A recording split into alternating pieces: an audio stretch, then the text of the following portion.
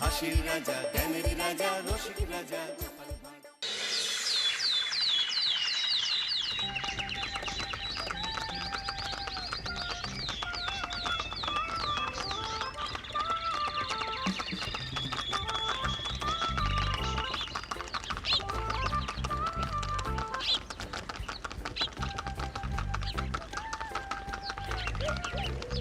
অনেক দিন পর বেশ লাগছে বন ভ্রমণ। মাঝে মাঝে কাজের ফাঁকে এইসব জায়গায় এলে মন খুব ভালো লাগে। শুদ্ধ বাতাস, মাটির সোনা গন্ধ, পাখির কলতান, আহা।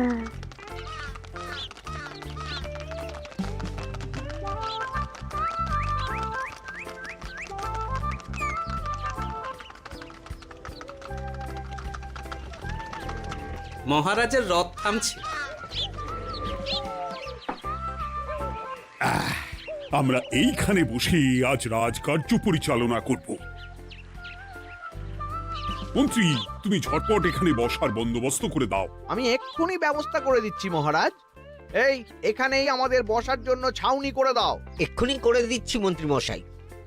এরা বসার জায়গাটা করে দিক, ততক্ষণ আমরা একটু হেঁটে আসি।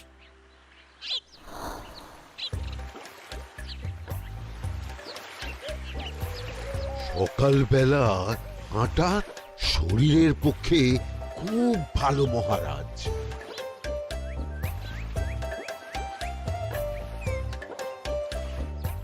আগেকার দিনে রাজা মহারাজরা এই সব বনে মৃগয়া করতে আসতেন। মৃগয়া একদম ভালো নয় মন্ত্রী। তুমি জঙ্গলে আসছো অন্য প্রাণীদের মারতে। কেন মারবে? ওরা তো তোমার কোনো ক্ষতি করেনি। না, তা করেনি, কিন্তু তখন ওটা রাজা মহারাজাদের খেলা ছিল। শুনেছি আপনার প্রপিতামহ খুব ভালো বাঘ শিকার করতেন, অনেক বাঘ মেরেছেন। মন্ত্রী, তুমি একটা কথা হয়তো জানো না। আমার প্রপিতামহ শিকার করতেন, কিন্তু কোনো স্বাভাবিক জানোয়ারকে নয়। যে বাঘ মানুষ খেকো হয়ে প্রজাদের ক্ষতি করত, আমার প্রপিতামহ সেই সমস্ত বাঘদেরই মারতেন। এছাড়া উনি বন্য প্রাণী সংরক্ষণ করতে বড়ই ভালোবাসতেন।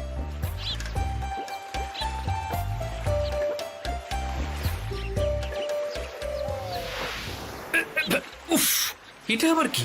এই এটা আবার কোথা থেকে উড়ে এলো? কোথাও তো ঝড় হাওয়া কিছুই নেই।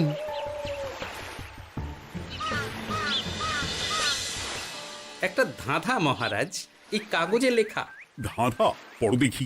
জোয়ার ভাটা প্রভুর খেলা, ভাটা হবে হলে বেলা। ভাটা হলেই দেখা যাবে লাল রঙের এক পাথর পাবে। নদীর ধারে গর্ত করে যত্নে সাজাই কলস ভরে। হেথায় হোথায় ছড়িয়ে যাহা, অন্ধকারে জলে তাহা। ঢুকলে চক্ষু ঝলসে যাবে, হাতের কাছে ঘন্টা পাবে। ঠিক ঘন্টা বাজলে পরে পড়বে ঝরে থরে থরে। ঘন্টা যদি হয় ভুল, যেন তুমি হারাবে কুল।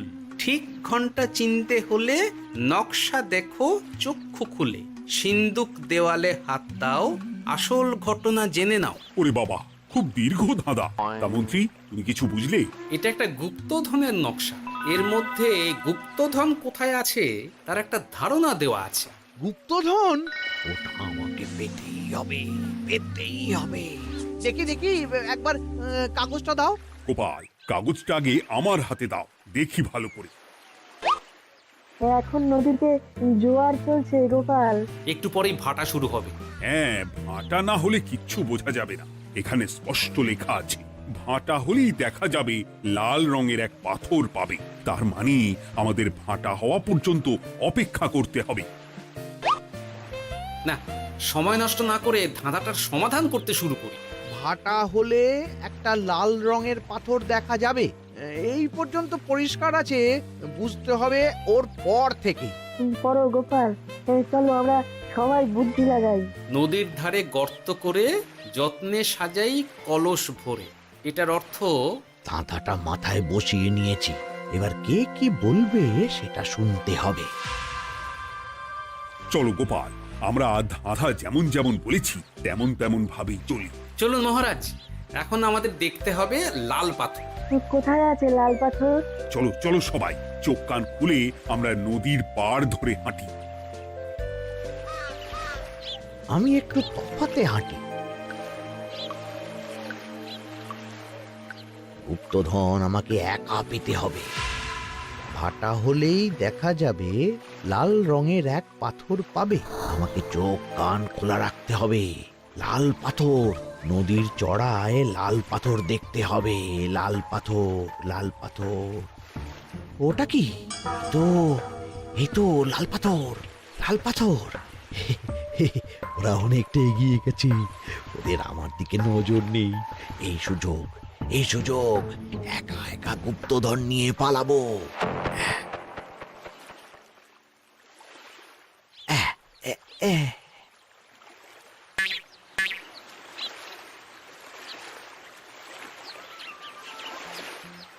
কি গো, আমরা তো হেঁটেই চলেছি, লাল পাথর তো কই দেখতে পাচ্ছি না।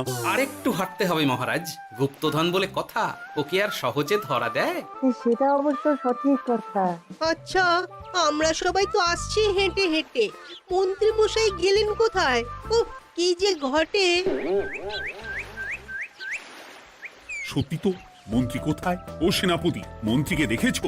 কই না তো মহারাজ। তাহলে কোথায় গেলেন মন্ত্রী মশাই? এই জঙ্গলে বাঘ ভাল্লুক আছে, শেষে কিনা বাঘে নিল। হায় হায় হায়, মন্ত্রী গিন্নির কাছে আমি কি মুখ দেখাবো? হুম, বাঘ ভাল্লুকের পেটে যাবার লোক তো মন্ত্রী মশাই নন। ও গোপাল, কি ভাবছো? কিছু তো একটা বলো। এখন আমাদের মন্ত্রী মশাইকেই খুঁজতে হবে। তবে মন্ত্রী মশাই বাঘ ভাল্লুকের পেটে যায়নি। তুমি নিশ্চিত হচ্ছ কি করে? অত পেঁচালো মানুষকে বাঘ ভাল্লুক গন্ধ শুকেই ছেড়ে দেবে, হজম করতে পারবে না। না না না, এখন রসিকতা করার সময় নয়, আমাদের মন্ত্রীকে খুঁজে বার করতেই হবে। কোথায় গেল মন্ত্রী? চলো চলো, গুপ্তধন মাথায় থাক, চলো মন্ত্রীকে খুঁজি। আহ, মন্ত্রী কোথায় গেল কে জানে। একবার পুরো ধাঁধাটা ঝালিয়ে নি। ভাটা হলেই দেখা যাবে লাল রঙের এক পাথর পাবে।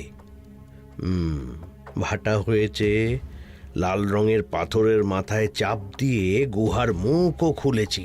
এবার এবার নদীর ধারে গর্ত করে যত্নে সাজাই কলস ভরে। এটাই তো ঠিক বুঝতে পারছি না।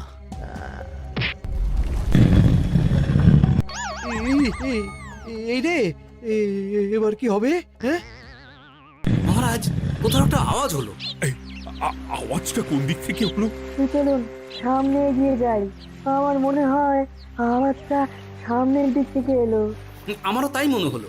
তবে কি মন্ত্রী মশাই লাল পাথরের হদিশ পেয়ে গেছেন? আমাদের চোখে পড়লো না, অথচ মন্ত্রী মশাই চোখে পড়ে গেল। আসলে আমরা কথা বলতে বলতে গেছি, তাই নজরে পড়েনি। মন্ত্রী মশাই একা একা আমাদের পেছন পেছন আসছিলেন। উনি ইচ্ছে করেই আমাদের পেছনে পেছনে আসছিলেন। নিজে একা গুপ্তধন নিয়ে যেতে চেয়েছিলেন, এখন কোথায় আছেন কে জানে।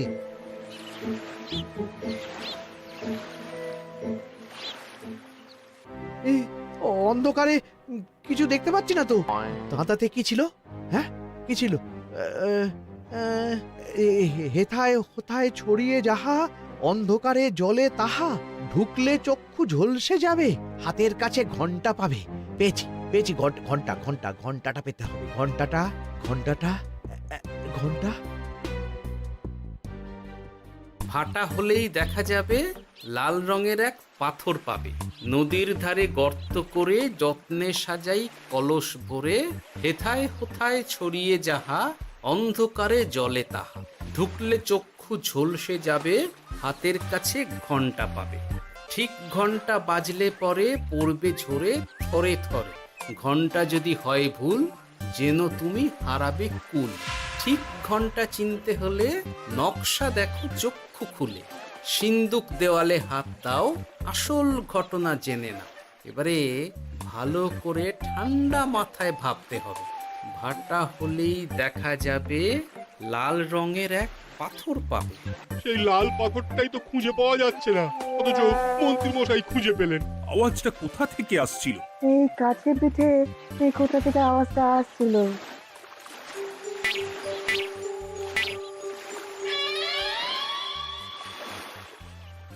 এই তো, এটাই মনে হয় সেই লাল পাথর। একটু নাড়িয়ে চাড়িয়ে দেখি তো কিছু হয় কিনা।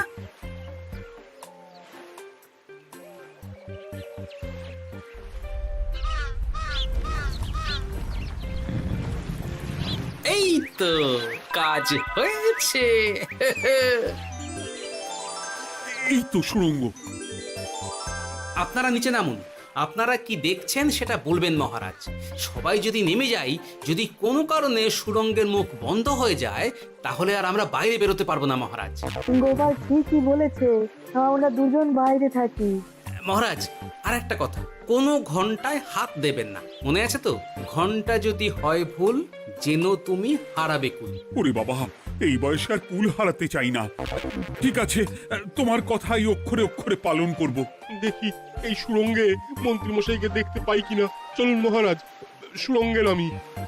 সবাই সাবধানে নামো।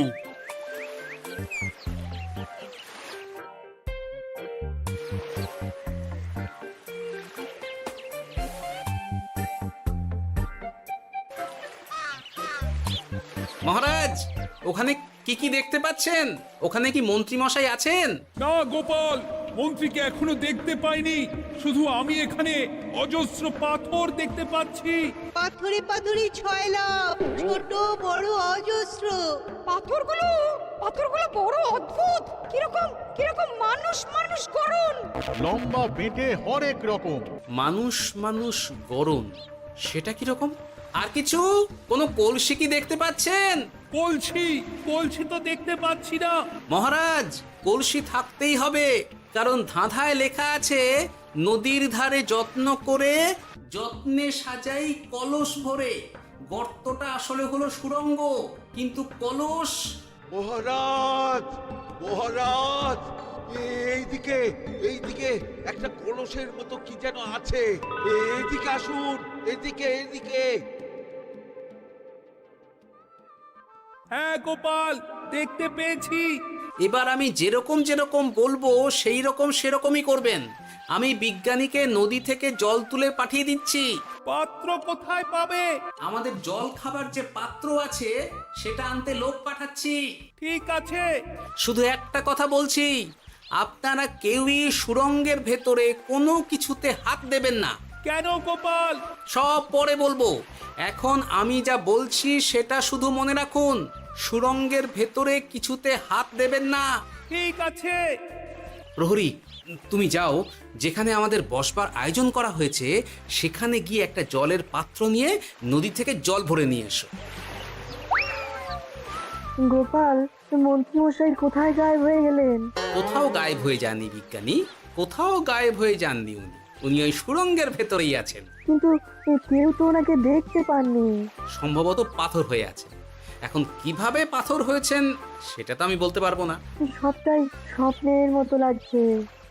ঠিক যেন স্বপ্নের মতো লাগছে। এই জীবনে সুরঙ্গ দর্শন হয়ে গেল। আমাদের পাতাল প্রবেশ। পাতালে আসিয়া আমি মনে মনে বলি, গুপ্তধর নিয়ে আমরা যেন সৎ পথে চলি। তোমার এখনো কাব্য আসছে সভাকবি? আসছে মানে কাব্যের সাথে আছে রোমাঞ্চ, করছে গা শীত, হচ্ছি আমি অধীর। মহারাজ, জল দিয়ে বিজ্ঞানীকে পাঠাচ্ছি। কি করতে হবে বিজ্ঞানীকে সব বলে দিয়েছি। তুমি ভেতরে আসবে না? আসবো ঠিক সময়ে। এখন আমি যেমন যেমন বলবো আপনি ঠিক তেমন তেমন করবেন। ঠিক আছে। বিজ্ঞানী, যেমন যেমন বললাম ঠিক তেমন তেমন ভাবে কলসিকে জল দিয়ে পরিষ্কার করবে। মনে রেখো, ধাঁধায় আছে কলসি সাজাই যতন কর। তুমি একটা কথা মনে রেখো বিজ্ঞানী, কোথাও হাত দিও না কিন্তু। ঠিক আছে গোপাল, তোমার উপস্থিত বুদ্ধির তুলনা নেই। আমি যাচ্ছি গোপাল। সাবধানে সাবধানে। মহারাজ, বিজ্ঞানী যাচ্ছে। সাবধানে নামো, সাবধানে। মহারাজ, কলসিটা কোথায়? ওই তো, একটু সাবধানে যাও।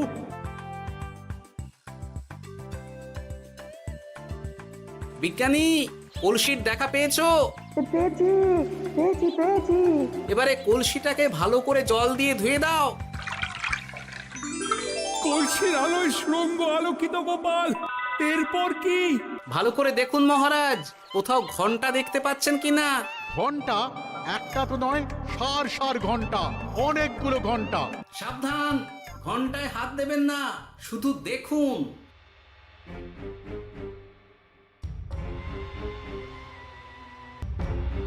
মহারাজ, আমরা গুপ্তধনের খুব কাছে চলে এসেছি। তাই নাকি?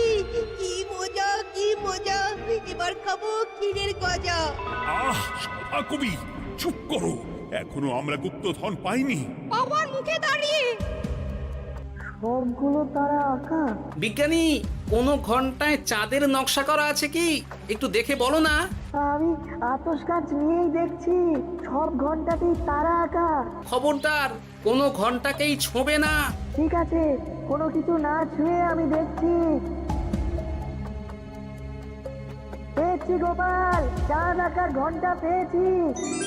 ওই ঘন্টাটা বাজাও, বাজাও।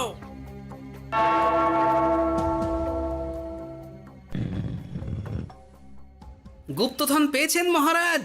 বাঁচাও বাঁচাও বাঁচাও।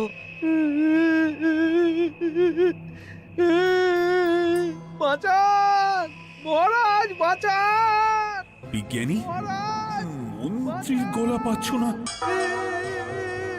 মহারাজ, আমি পাথর হয়ে আছি, আমাকে মানুষ করুন মহারাজ। তুমি তো মানুষই ছিলে, হঠাৎ করে পাথর হলি কেন? মহারাজ, গুপ্তধন পেয়েছেন?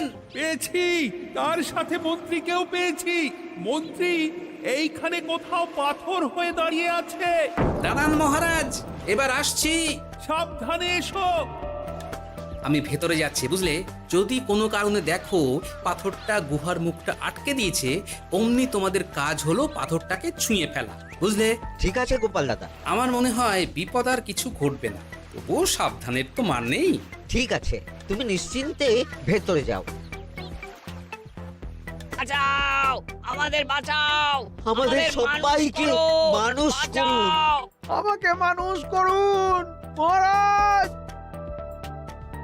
আপনাকে তো মানুষ করা হবে মন্ত্রী মশাই। আগে বলুন, আপনি পাথর হলেন কি করে? ও, মনে পড়েছে, ধারার শেষ লাইন, সিন্দুক দেওয়ালে হাত দাও, আসল খবর জেনে না। সত্যি গোপাল, তুমি না থাকলে এই এত কিছু আমাদের সবার কাছে অজানাই থেকে যেত।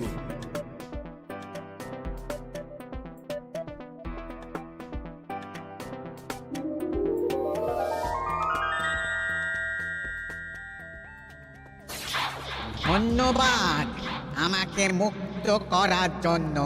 আপনি কে? আমি যক্ষ। আমাকে এই ধন সম্পত্তি পাহারা দেওয়ার জন্য এক ডাকাত দলের সর্দার যক্ষ করে রেখেছিল। আমি 100 বছর ধরে এইখানে যক্ষ হয়ে আছি। আমি তোমার জন্য মুক্ত হলাম গোপাল। এই সম্পত্তি তোমার গোপাল। সম্পত্তি নিয়ে আমি কি করব?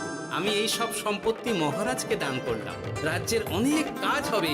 তুমি ধন্য গোপাল, তুমি ধন্য। এবার আমার যাবার সময় এসেছে, আমাকে যেতে হবে। যাবার আগে এই পাথরগুলোকে মানুষ করে যান। এরা সব লোভী। আমি আমার সীমিত ক্ষমতায় এই গুপ্তধনের ধাঁধাকে এখানে যারাই ভ্রমণ করতে আসে তাদের হাতে তুলে দিই, কিন্তু কেউ এই ধাঁধার সমাধান করতে পারে না। সবার মনে লোভ কাজ করে, এই লোভ এদেরকে পাথর করে রেখেছে। পাথর হলো কি করে? একটা মানুষ এসে বুক ভরা লোভ নিয়ে আধা পুরো না জেনে পাথরে হাত দিলেই সে পাথর হয়ে যাবে। আমাদের আমাদের আমাদের ভুল ভুল হয়েছে। আর লোভ আর করবো লোভ না, করবো না। আমাদের বাঁচাও। আমাকে মুক্ত করে দিন, আমার খুব ভুল হয়েছে মহারাজ, মুক্ত করে দিন আমায়।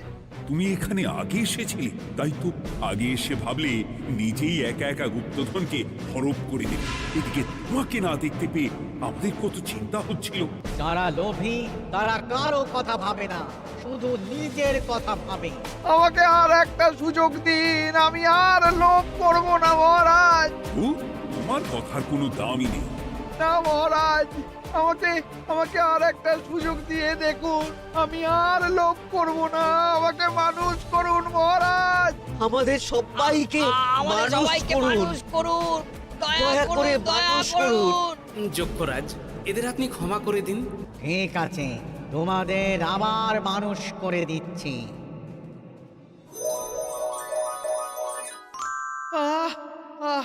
বাঁচলাম বাঁচলাম। এই রকম বারবার বাঁচা যাবে না, কিন্তু এবার সাপ ব্যাং যাই হবে না কেন ওইভাবেই থাকতে হবে, এই আমি বলে দিলাম। এবার আমার মুক্তি। মুক্তি নেবার আগে আরেকটা প্রশ্ন, যে ডাকাত সর্দার তার সম্পত্তিকে রাখার জন্য আপনাকে যক্ষ বানিয়েছিল, এই সম্পত্তি তো তাদের, আমরা তো নিতে পারি না। লোভ বড় খারাপ গোপাল, অতিরিক্ত লোভ মানুষকে পশু করে দেয়। ওই ডাকাত দল এই সম্পত্তির জন্য সবাই কাটাকাটি করে মরে গেছে, কেউ আর বেঁচে নেই। সুতরাং এই সম্পত্তিতে তোমার অধিকার আছে, এই সম্পত্তি তুমি গ্রহণ করো। নিলাম আমি, কিন্তু এই সম্পত্তি মহারাজকে আমি দান করলাম। ডাকাত দল জনগণের সম্পদকে লুঠেই তো সম্পত্তি বানিয়েছে, তাই আমি জনগণের কাজে লাগবার জন্যই এই সম্পত্তি মহারাজকে দিলাম। গোপাল, তোমার জয় হোক। এবার তাহলে আমি যাই, তোমরা সবাই সুখে থেকো আর ভালো থেকো। গোপাল, তোমার তুলনা হয় না। তোমার ঋণ আমি কোনোদিন শোধ করতে পারবো না। তুমি কৃষ্ণনগরের জন্য যা করলে তা ইতিহাসে লেখা থাকবে। না মহারাজ, আমি এমন কিছু করিনি, এই কাজ সবাই করবে। জয় গোপালের জয়, জয় গোপালের জয়, জয় কৃষ্ণনগরের জয়।